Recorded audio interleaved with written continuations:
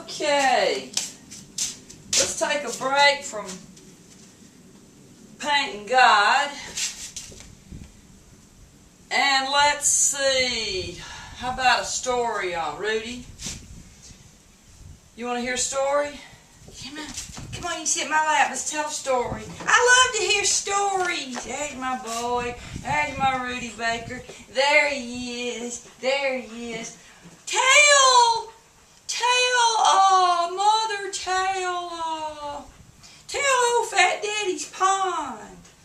Okay, I'm going to tell Old Fatdaddy's Pond by me, Katrina Estes Hill, a.k.a. Mizippihippi.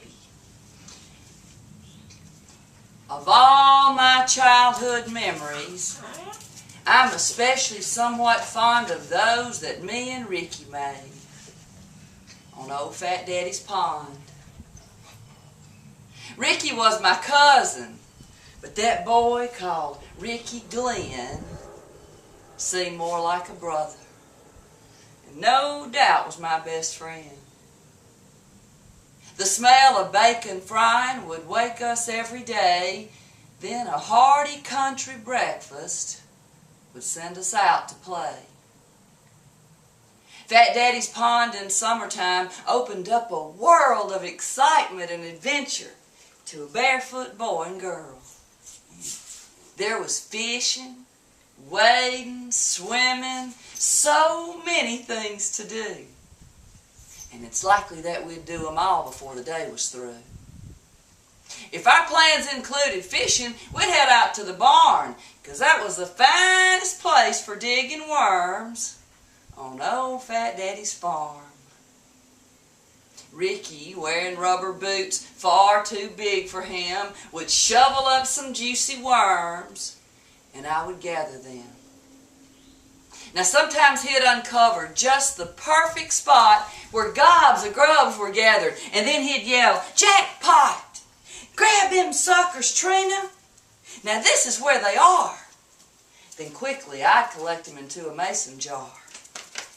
We'd fish till all our worms were gone. Then we'd catch crickets and the like, just any creepy crawler to get them brim to bite. When we grew tired of fishing, the pond would call us in. But we had to get permission since we hadn't learned to swim.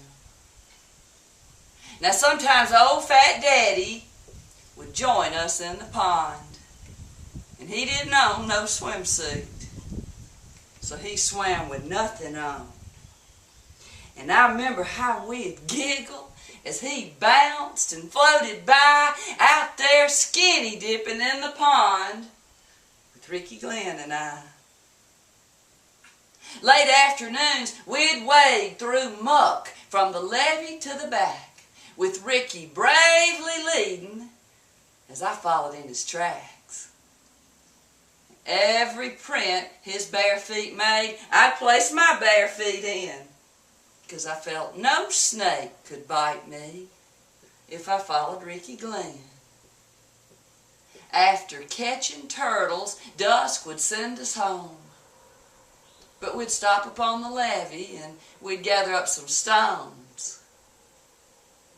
Our skipping stones would ripple on that mirror where the sun saw the last reflection on Old Fatdaddy's Pond. We'd head back home to supper, calling it a day, as moonlight on the hollow softly lit the way. Now Ricky's long since gone, but those memories still remain. Oh, how I wish that I could live those precious days again. As I look across the pond today, it seems strange, but if I listen, I can almost hear his boyish call. "Hey, Trina, let's go fishing." How'd you like that one, Rudy Baker? I liked it, Mother. I liked it. Tell another one. You want to hear another one? Sarah. Sarah gets the next request. What you want to hear, Sarah? Come on. Come on. Come on. Come on. Jump up, Sarah. Come on. Sarah, come here. I don't want to. He'll bite me. Rudy, he'll bite me. Rudy's so mean. Don't be mean to Sarah. Don't be mean to Sarah, big boy. Okay, let's see. Should we tell another one? Let's tell a short one. Here is Bubba's Kitchen. No, not Bubba's Kitchen. That's a long one. I meant Bubba's Dinner Table. This is Bubba's Dinner Table by me. When the Sullivan family sat to dine on the meals that Bubba made, every day felt like a Sunday or some special holiday. Her table was adorned with mix-match plates and ware, and Fatdaddy took his favorite seat, and we kids sat anywhere. A stainless steel tea pitcher poured Bubba's sweet iced tea into mason jars and goblets, and a jelly jar for me. No fancy silverware, no matching china plates, but everything we needed was provided when we ate. Beef, or pork, or chicken, upon a fresh cornbread, Rudy. That kitchen buzzed with action till every hungry mouth was fed. Veggies from the garden, there were biscuits baked with care. A Jesus picture on the wall behind John Dinkum's chair. Old Fatdaddy heaped his platter before we could begin, but once his plate filled up, we young'uns could dig in. Gathered round the table with Bubba serving us, old Fatdaddy teased the children, and oftentimes he'd fuss. Elbows on the table, hands reaching everywhere. No one minded manners over Bubba's southern fare.